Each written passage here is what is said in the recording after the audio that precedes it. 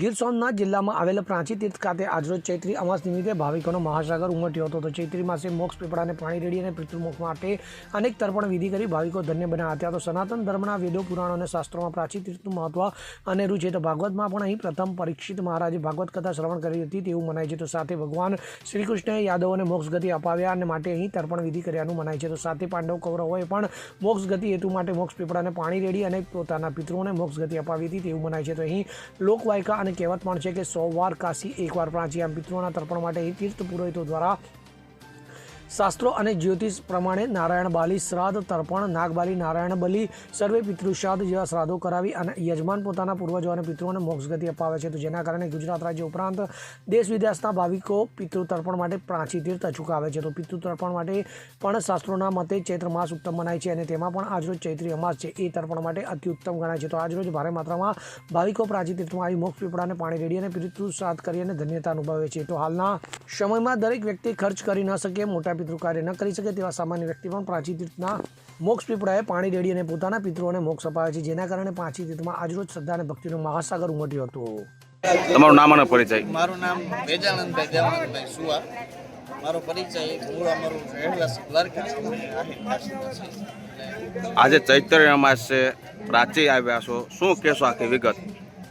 આજે આપણી સનાતન સંસ્કૃતિ પ્રમાણે અને આપણા શાસ્ત્રોક્ત વિધિ પ્રમાણે ચૈત્રી અમાસનું મહત્વ પિતૃત્વ અને પિતૃત્વ કાર્ય માટે અતિ મહત્વનું છે. તો એ ન્યાયે અમે અમારા શાસ્ત્રીશ્રીના દિશા નિર્દેશ પ્રમાણે અને અમારા સર્વે પિતૃઓના મોક્ષાર્થે પ્રેત બલિ, નારાયણ બલિ અને પિતૃ મોક્ષાર્થે જે ભગવાનની વિધિ કરવા આવ્યા છે. તો એના માટે પ્રાચી ઉત્તમ તીર્થ છે શાસ્ત્રોક્ત વિધિ. એના માટે આજે અમે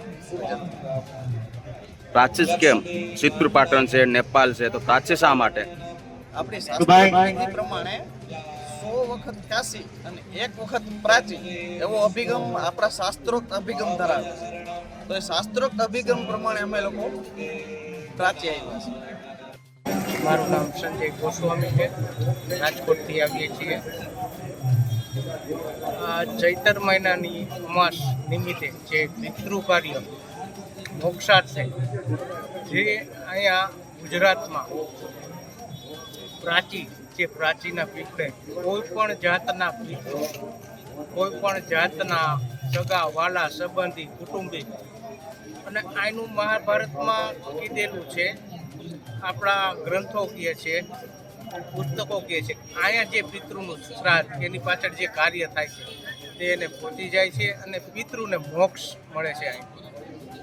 આ પ્રાચીના પીપળાનું, આ પ્રાચી ધામનું, આ અમાસનું તો બહુ અતિ મહત્ત્વ છે.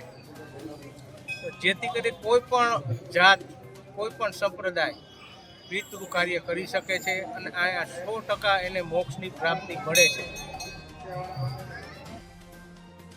દીપક જોશી સાથે CN24 ન્યૂઝ, ગીર સોમનાથ. હવે જુઓ દેશ દુનિયાની તમામ ખબરો તમારી આંગળીના ટેરવે. ઉઠાવો મોબાઈલ અને Google Play Store પરથી ડાઉનલોડ કરો અમારી CN24 ન્યૂઝ મોબાઈલ એપ.